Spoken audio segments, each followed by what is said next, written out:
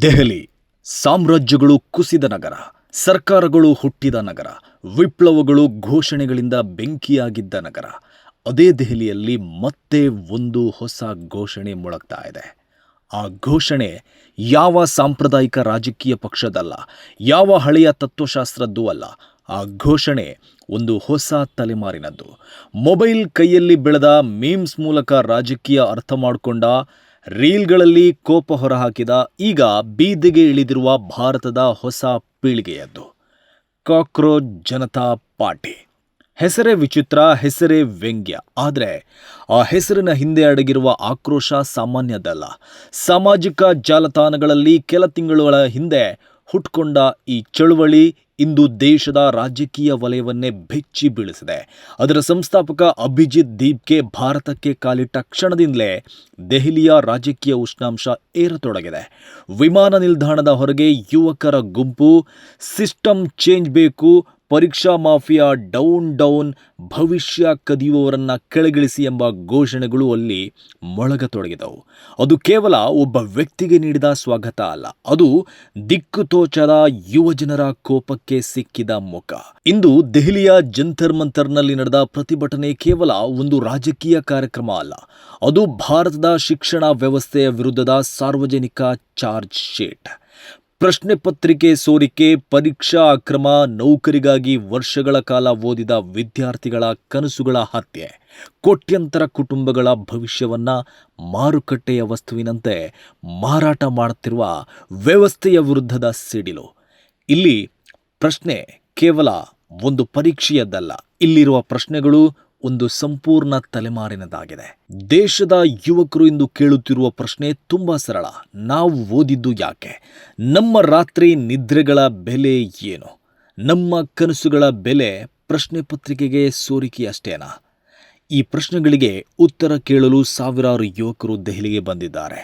ಜಿರಳೆಗಳು ಹುಟ್ಟುಕೊಂಡ ಆರಂಭದಲ್ಲಿ ಅಭಿಜಿತ್ ದೀಪ್ಗೆ ವಿರುದ್ಧ ತೀಕ್ಷ್ಣ ಟೀಕೆಗಳು ಕೇಳಿಬಂದವು. ಕೆಲವರು ಅವರನ್ನ ಅರಾಜಕತಾವಾದಿ ಎಂದರು, ಕೆಲವರು ಸಾಮಾಜಿಕ ಜಾಲತಾಣದ ಸ್ಟಂಟ್ ಮ್ಯಾನ್ ಅಂದರು, ಕೆಲವರು ದೇಶದ ಯುವ ಜನರನ್ನ ಪ್ರಚೋದಿಸ್ತಾ ಇದ್ದಾರೆ ಎಂದು ಆರೋಪಿಸಿದರು. ಆದರೆ ಅವರನ್ನ ಬಂಧಿಸಲು ಸರ್ಕಾರ ಮುಂದಾಗಲಿಲ್ಲ. ಅದೇ ಈಗ ದೊಡ್ಡ ಪ್ರಶ್ನೆಯಾಗಿದೆ. ಯಾಕೆ? ಸರ್ಕಾರಕ್ಕೆ ಭಯವಾಯಿತಾ? ಬಂಧಿಸಿದರೆ ಚಳವಳಿ ಇನ್ನಷ್ಟು ಸ್ಫೋಟಿಸಬಹುದು ಎಂಬ ಆತಂಕವಾಯಿತಾ? ಅಥವಾ ಯುವಕರ ಆಕ್ರೋಶದ ತೀವ್ರತೆಯನ್ನ ಸರ್ಕಾರವೇ ಅರ್ಥ ಮಾಡಿಕೊಂಡಿದೆಯಾ? ಇತಿಹಾಸ ಒಂದು ಸಂಗತಿಯನ್ನ ಹೇಳುತ್ತೆ, ಯುವ ಜನರ ಕೋಪ ಯಾವಾಗ ರಾಜಕೀಯ ರೂಪ ಪಡೆಯುತ್ತೋ ಅಲ್ಲಿ ವ್ಯವಸ್ಥೆಗಳು ನಡುಗುತ್ತೆ. ಅದೇ ಭಯ ದೆಹಲಿಯ ಅಧಿಕಾರದ ದಾರಿಗಳಲ್ಲಿ ಹರಿದಾಡ್ತಾ ಇದೆ. ಇನ್ನೊಂದು ದೊಡ್ಡ ಸಂಗತಿ ಅಂದರೆ ಈ ಚಳುವಳಿಗೆ ಸಿಕ್ಕಿರುವ ಬೆಂಬಲ. ಲಡಾಖ್ನ ಹೋರಾಟಗಾರ ಸೋನಂ ವಾಂಗ್ಚುಕ್ ಬಹಿರಂಗವಾಗಿ ಸಿಜೆಪಿಗೆ ಬೆಂಬಲ ಸೂಚಿಸಿದ್ದಾರೆ. ವಾಂಗ್ಚುಕ್ ಎಂದರೆ ಕೇವಲ ಒಬ್ಬ ಪರಿಸರ ಹೋರಾಟಗಾರ ಅಲ್ಲ, ಇಂದಿನ ಯುವಜನರ ದೃಷ್ಟಿಯಲ್ಲಿ ಅವರು ಸಿಸ್ಟಮ್ ವಿರುದ್ಧ ಮಾತನಾಡುವ ಧ್ವನಿ. ಅವರ ಬೆಂಬಲ ಸಿಜೆಪಿಗೆ ಸಿಕ್ಕಿರುವುದು ಸಾಮಾನ್ಯ ವಿಚಾರ ಅಲ್ಲ. ಅವರ ಜೊತೆ ಅನೇಕ ವಿದ್ಯಾರ್ಥಿ ಸಂಘಟನೆಗಳು, ಸೋಷಿಯಲ್ ಮೀಡಿಯಾ ಇನ್ಫ್ಲುಯೆನ್ಸರ್ಗಳು, ಪ್ರಸಿದ್ಧ ಯೂಟ್ಯೂಬ್ ಪತ್ರಕರ್ತರು, ಸ್ವತಂತ್ರ ಶಿಕ್ಷಣ ತಜ್ಞರು ಇಂದಿನ ಪರೀಕ್ಷಾ ಅಕ್ರಮಗಳ ವಿರುದ್ಧ ಹೋರಾಡ್ತಾ ಇದ್ದಾರೆ. ಒಬ್ಬೊಬ್ಬರಾಗಿ ಚಳವಳಿಯ ಸುತ್ತ ಸೇರ್ತಾ ಇದ್ದಾರೆ. ಇದು ಈಗ ಕೇವಲ ಒಂದು ಆನ್ಲೈನ್ ಟ್ರೆಂಡ್ ಅಲ್ಲ, ಇದು ಡಿಜಿಟಲ್ ಆಕ್ರೋಶದಿಂದ ಬೀದಿಯ ಕ್ರಾಂತಿಗೆ ಸಾಗ್ತಾ ಇರುವ ಚಳವಳಿ. ಹಾಗೆ ಇದರ ಹಿಂದೆ ಇರುವ ದೊಡ್ಡ ಕಾರಣ ಏನು ಗೊತ್ತಾ? ನಿರಾಶೆ. ಹೌದು, ಭಾರತದ ಜೆನ್ಜಿ ಪೀಳಿಗೆಯ ನಿರಾಶೆ. ಒಂದು ಪೀಳಿಗೆ ಹುಟ್ಟಿದ ದಿನದಿಂದಲೇ ಸ್ಪರ್ಧೆಯಲ್ಲಿ ತಳ್ಳಲ್ಪಟ್ಟ ಪೀಳಿಗೆ.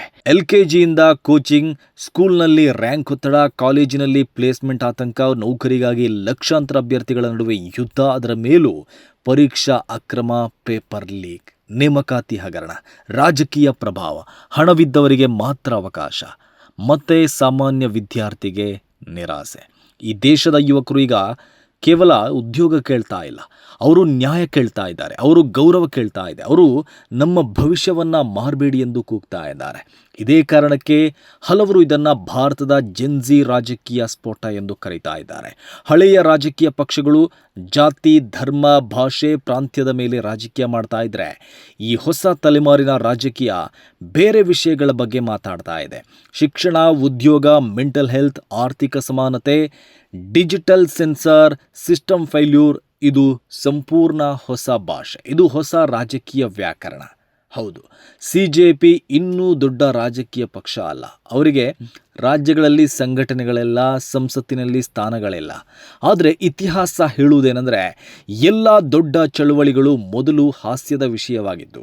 ಸ್ವಾತಂತ್ರ್ಯ ಹೋರಾಟಗಾರನ ಒಮ್ಮೆ ಹುಚ್ಚರು ಎಂದಿದ್ರು, JP ಚಳುವಳಿಯನ್ನು ಒಮ್ಮೆ ನಿರರ್ಥಕ ಎಂದಿದ್ರು, ಅಣ್ಣಾ ಹಜಾರೆ ಹೋರಾಟವನ್ನು ಒಮ್ಮೆ ಮೀಡಿಯಾ ಸರ್ಕಸ್ ಎಂದಿದ್ರು. ಆದರೆ ಜನರ ಆಕ್ರೋಶಕ್ಕೆ ಬೆಂಕಿ ತಗುಲಿದಾಗ ವ್ಯವಸ್ಥೆಗಳು ಕ್ಷಣಾರ್ಧದಲ್ಲಿ ಬದಲಾಗತ್ತೆ.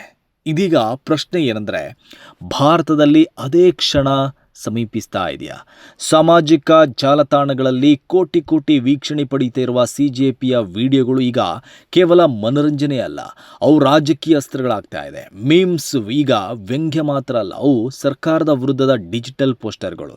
ರೀಲ್ಸ್ ಈಗ ಕೇವಲ ಎಂಟರ್ಟೈನ್ಮೆಂಟ್ ಅಲ್ಲ, ಅವು ಪ್ರತಿಭಟನೆಯ ಹೊಸ ಭಾಷೆ. ಒಂದು ಕಾಲದಲ್ಲಿ TV ಚಾನೆಲ್ಗಳು ಸಾರ್ವಜನಿಕ ಅಭಿಪ್ರಾಯ ರೂಪಿಸ್ತಾ ಇದ್ವು, ಆದರೆ ಇಂದು ಒಂದು ವೈರಲ್ ವಿಡಿಯೋ ಸರ್ಕಾರದ ನಿದ್ದೆ ಕದಡ್ತಾ ಇದೆ. ಇದನ್ನೆಲ್ಲ ಅರ್ಥ ಮಾಡಿಕೊಳ್ಳಲು ಅಧಿಕಾರಶಾಹಿಗಳು ವಿಫಲರಾಗಿದ್ದಾರೆ.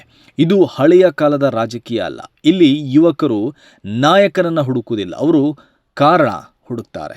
ಮತ್ತು CJP ಅವರಿಗೆ ಒಂದು ಕಾರಣ ಕೊಟ್ಟಿದೆ. ಅದೇ ಕಾರಣಕ್ಕೆ ಈ ಚಳುವಳಿ ಅಪಾಯಕಾರಿಯೂ ಹೌದು, ಶಕ್ತಿಯುತವೂ ಹೌದು. ಯಾಕಂದರೆ ಇದು ಕೇವಲ ಪಕ್ಷದ ವಿರುದ್ಧದ ಹೋರಾಟ ಅಲ್ಲ, ಇದು ಸಂಪೂರ್ಣ ವ್ಯವಸ್ಥೆಯ ವಿರುದ್ಧದ ಅಸಮಾಧಾನ.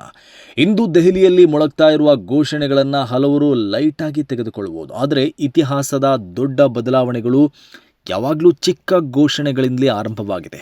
ಒಂದು ಘೋಷಣೆ, ಒಂದು ಪ್ರತಿಭಟನೆ, ಒಂದು ವೈರಲ್ ವಿಡಿಯೋ, ಒಂದು ಪ್ರಶ್ನೆ ಕೆಲವೊಮ್ಮೆ ಇಡೀ ದೇಶದ ರಾಜಕೀಯವನ್ನು ಬದಲಿಸಿಬಿಡುತ್ತೆ.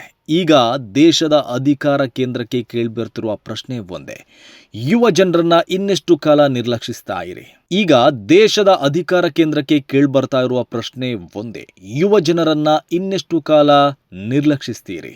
ಯಾಕೆಂದರೆ ಈ ದೇಶದ ಜನಸಂಖ್ಯೆಯಲ್ಲಿ ಅತಿ ದೊಡ್ಡ ಶಕ್ತಿ ಯುವಕರು. ಅವರ ಕೋಪವೇ ದೊಡ್ಡ ರಾಜಕೀಯ ಅಲೆ, ಅವರ ನಿರಾಶೆ ದೊಡ್ಡ ಸ್ಫೋಟಕ, ಅವರ ನಿರ್ಧಾರವೇ ಸರ್ಕಾರಗಳನ್ನು ರಚಿಸಬಹುದು, ಕೆಡವಲೂಬಹುದು. ಹೀಗಾಗಿ ದೆಹಲಿಯ ಜಂತರ್ ಮಂತರ್ನಲ್ಲಿ ಇಂದು ಕಾಣಿಸಿಕೊಂಡ ಈ ದೃಶ್ಯಗಳು ಕೇವಲ ಒಂದು ಪ್ರತಿಭಟನೆ ಎಂದು ನೋಡಬೇಡಿ.